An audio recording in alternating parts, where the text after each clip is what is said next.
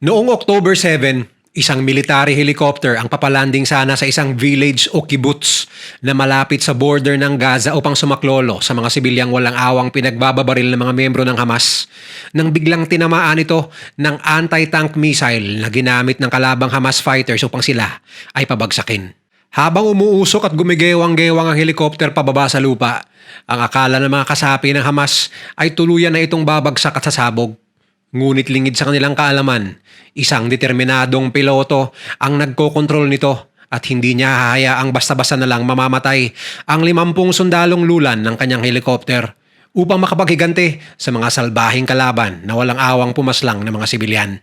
Ito ang true story ng kagitingan ng isang Israeli pilot at mga kasamahan nitong sundalo sa gitna ng alanganing sitwasyon at kung paano nila tagumpay na nagapi ang kalaban kahit na nasa bingit sila ng kamatayan. Mr. Goodbye! 6:30 ng umaga araw ng Sabado. Isang normal na araw lamang sana yun para sa pilotong si Captain Yuri na nakaistasyon sa isang airbase sa loob ng Israel dahil huling araw na ng Jewish holiday na Sukkot. Ngunit siya ay nagising sa pag-alingaw-ngaw ng malakas na alarm. Kakaiba ang tunog nito sa normal niyang pang-araw-araw na naririnig na isang rescue mission lamang. Kundi ito ay alarma para sa isang malaking missile attack na matagal na nilang hindi naririnig. Agad niyang ginising ang kanyang asawa at anak at dinala sa hallway ng kampo. At dito ay napanood niya sa balita ang libo-libong rockets na nagliparan galing Gaza na pinakawala ng mga miyembro ng Hamas. Alam na niya sa sarili ang nagbabadyang malakihang gera na kanilang papasukin sa puntong yon. Agad nang inutusan ang operations coordinator ng kampo na alertuhin ang lahat ng kawani at ipatupad ang emergency mode sa kanilang mga tauhan at kagamitan. At dito niya natanggap ang masaklap na balita na 10 komunidad o kibbutz na malapit sa Gaza border ang napasok ng mga Hamas members at daan-daang sibilyan na ang napaslang. Pagsapit ng alas 9, 2.5 oras matapos tumunog ang unang alarm. Nagugulumihana ng kapitan dahil bakit wala pa rin silang malinaw na utos mula sa kanilang mga superior sa kung anong aksyon ang dapat nilang gawin. At ayon sa kanya, nasasayang ang maraming oras na sana ay nagamit nila sa pag-rescue sa mga naging biktima ng Hamas sa mga villages o kibbutz. Dali-daling pumunta ang kapitan sa operation room upang linawin kung ano ang kanilang maaaring gawin. At dito ay naabutan niya ang kanyang co-pilot na nagtatanong din kung anong nangyayari at ano ang dapat nilang aksyon. Ayon sa kapitan, siya man ay naghihintay ng go signal sa itaas at siya ay handa na anumang oras. Tugon naman ng kanyang co-pilot, "Anong misyon?" sabi ng kapitan. Yun nga ang hindi malinaw. Agad niyang tinawagan ng kanyang kaibigan ng 30 taon na isang commander ng Israeli para Trooper Regiment. Sinabi niya ang sitwasyon at idiniin niya na kailangan nilang gumawa ng paraan. Ayon sa kapitan, meron siyang available na 4 na Yasur helicopters upang magamit para makapagbigay ng reinforcement sa outnumbered na security forces at kapulisan na nakikipagbakbakan sa Hamas militants sa mga kibbutz. Ang mga Yasur helicopters ay transport vehicles na 50 years nang gamit sa Israel bilang sakayan ng mga sundalo sa maraming gerang kanilang kinasangkutan. Ayon naman sa commander, meron daw siyang 400 na combat-ready na mga sundalo na handang rumisponde sa anumang oras. Mabuti ayon sa kapitan, ihahanda namin ang mga helicopters at susunduin namin kayo dahil kung mag-aantay pa tayo ng utos sa taas, mauubos na ang mga kababayan natin sa mga kibbutz. Sa madaling sabi, sariling desisyon ng kapitan ang operasyon na kanilang gagawin at walang pahintulot ng Israeli Defense Forces mula sa Central Command sa Tel Aviv. Mag-aalas 10 na ng umaga nang sila ay makaalis sa kampo papuntang Nabu Musa, Jordan Valley kung saan naroon ang mga paratroopers na kanilang susunduin. Bago makapag-landing, natatanaw na ng kapitan ng mga sundalong nag-aabang sa landing spot at handa nang sumakay at makipagbakbakan sa Hamas. Karamihan sa mga sundalong ito ay edad 18 hanggang 25 anyos lamang ayon sa kapitan at kita niya sa kanilang mga mukha ang gigil at determinasyon na ipagtanggol ng mga sibilyan na walang habas na pinagbababaril ng mga miyembro ng Hamas. Ayon sa kaibigan niyang commander ng mga paratroopers, nung nadatna ni Captain Yuri, handa naman daw anumang oras ang kanyang mga tauhan pero kung hindi raw tumawag ang kapitan sa kanya, wala siyang kamalay-malay sa totoong sitwasyon. Sa puntong ito, isang tawag ang natanggap ng kapitan mula sa Central Command at ayon sa pananalita ng kanyang kausap, hindi nito lubos na naintindihan kung gaano kalala ang sitwasyon sa mga kabahayan malapit sa Gaza border. Ang alam nito ay nagpaulan lang ng rockets ang Hamas, Ngunit wala itong detalye tungkol sa pagsalakay ng kalaban sa maraming kibbutz na ikinasawi na ng maraming mga sibilyan. Nung sinabi ng kapitan ng kanyang plano, ang sabi ng superior na kanya nakausap, basta gawin mo lang kung ano sa tingin mo ang nararapat. Para sa ibang paratroopers naman, ang utos ng kanilang commander ay i-secure ang kibbutz Nahal Oz na siyang pinakamalapit sa border ng Gaza. Kaya inakala ng mga sundalo na may nakalusot lang ng mga miyembro ng Hamas sa security wall malapit sa lugar. Ngunit lingid sa kanilang kaalaman na isa na palang karumal-dumal na tagpo ang kanilang madadatnan. Samot-saring text messages na ang pinadala ng mga residente ng mga kibbutz sa media at mga kamag-anak na kailangan na nila ng tulong mula sa Israeli military. Ngunit bakit wala pa rin dumarating sa puntong ito? Malayang nakakapasok ang mga militante at nakakapagpaputok sa mga villages na ito. Kaya ang tanong ng karamihan, nasaan ang pinagmamalaking puwersa militar ng Israel? Samantala, abala si Captain Yuri at 4 pang helicopters sa pagpapasakay ng mga paratroopers. Pinagkasya nila ang 50 sundalo sa bawat isang sasakyan kahit na higit ito sa kapasidad. Hindi pa raw niya nararanasang magkarga ng ganito karaming sundalo, ngunit wala na siyang panahon para mag-isip, bagamat 30 lamang ang kapasidad ng helicopter. Para daw siyang naglalaro ng Tetris upang maisiksik niya lahat ng sundalo kasama pa ang mga gear nila na dagdag sa bigat at sikip. Pero hindi raw ito ininda ng kapitan at mga batang sundalo na ang tanging nasa isip lamang noong mga oras na yon ay ang mga sibilyang walang laban sa paghahasik ng lagim ng Hamas. 3 oras na simula ng pag-atake at alam ng kapitan na bawat segundo ay mahalaga kaya agad niyang pinalipad ng kanyang helicopter sabay pagsunod ng 3 pang pawang puno rin ng mga sundalo.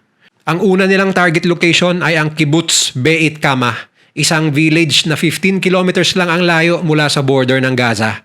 Ngunit ang eksaktong landing spot sa puntong ito ay hindi pa alam ng mga piloto dahil wala namang nagko-coordinate sa kanila ng mga ground forces na naroon sa lugar.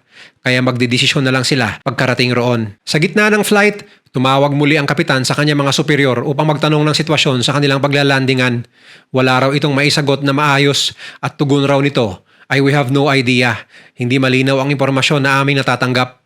Tulad ng dati, ang sabi sa kanya, ikaw na bahalang magdesisyon kung ano ang nararapat. Pagdating nila sa area ng Sderot kung saan naroon ang mga kibbutz, kitang-kita nila agad ang usok na galing mismo sa mga kabahayan, mga police stations at mga kampo ng sundalo na sinunog ng mga Hamas fighters. Kasabay nito ay nakita nila ang ibang pamilya na nasa kanilang bubungan na umawagayway sa kanila na tila raw nakakita ng mga anghel ayon sa isang sundalo. Dito raw nila napagtanto lalo na kahit buhay nila ay handa nilang ialay. Nung araw na yon, mailigtas lamang ang mga kabataan at pamilya.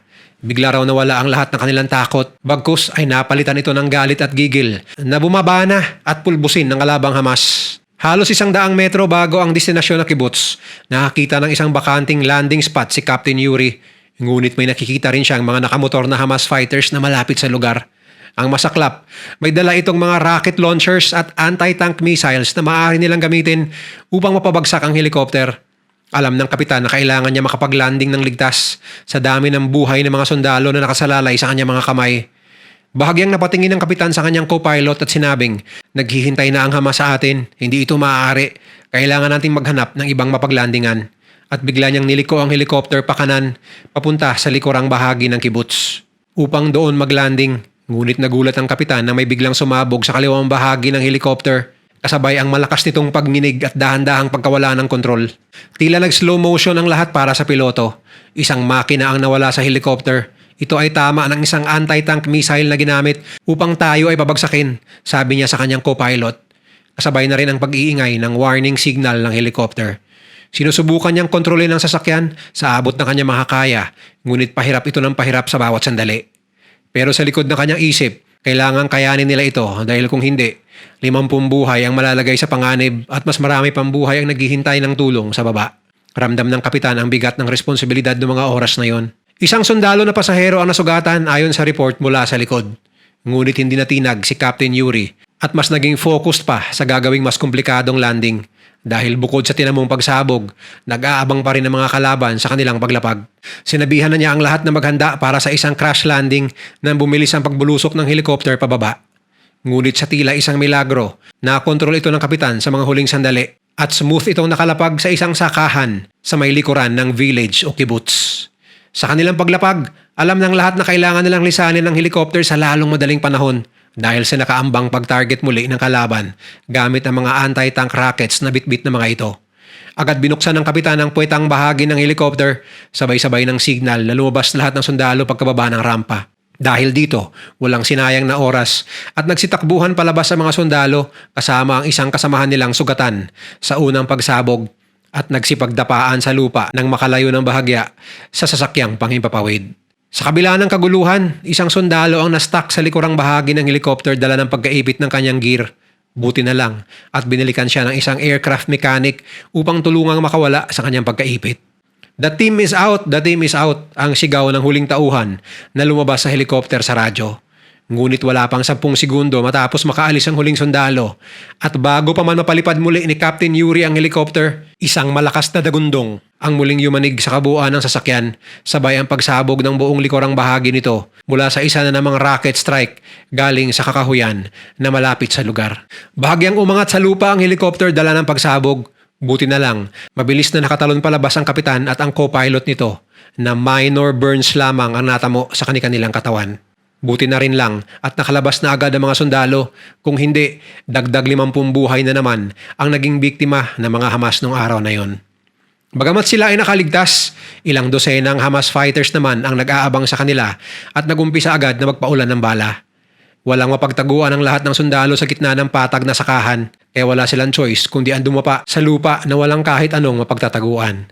Dapa, takbo, baril ang naging eksena sa panig ng mga Israelis, samantalang walang habas na pagbabaril naman ang pinagkakaabalahan ng mga Hamas fighters. Maya-maya lang ay may sumisigaw na tinamaan sila, kaya naging abala ang kanilang medic na nagngangalang Toby sa kakabigay ng paunang lunas sa mga kasamahan niya kahit siya rin ay patuloy na binabaril ng kalaban.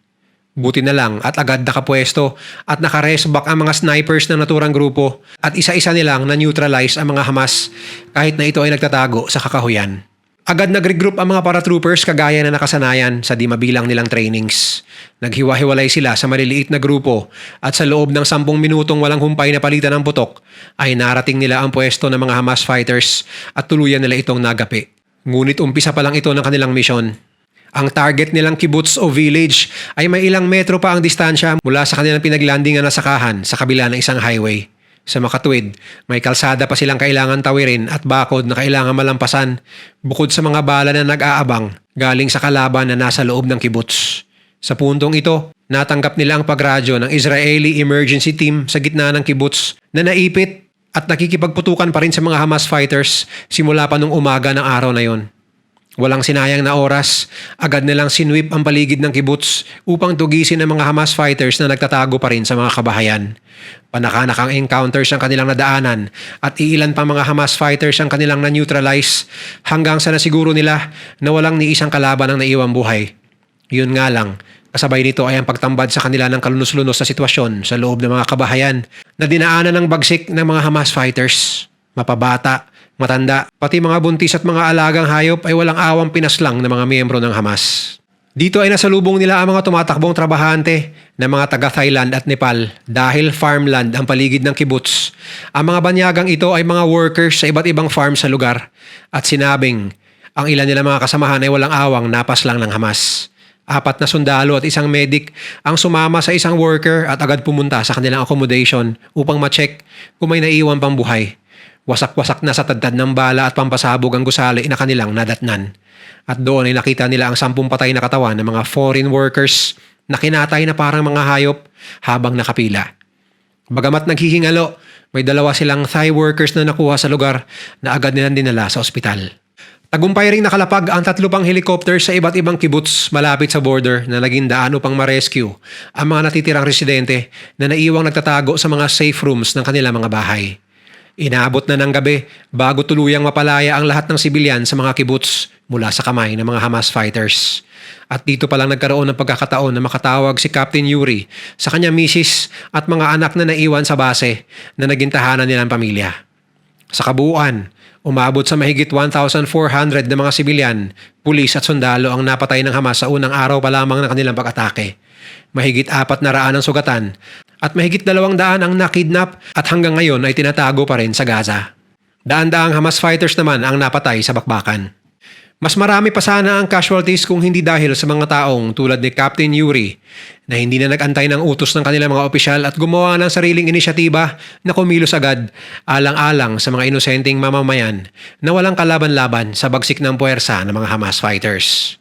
Ikaw, kapag may umatake sa Pilipinas tulad nung nangyari noong October 7 sa Israel, handa ka rin bang ialay ang iyong buhay at lumaban upang ipagtanggol ang kasarinlan ng ating bayan? Huwag magkatubiling magbigay ng inyong opinion sa comment section sa baba.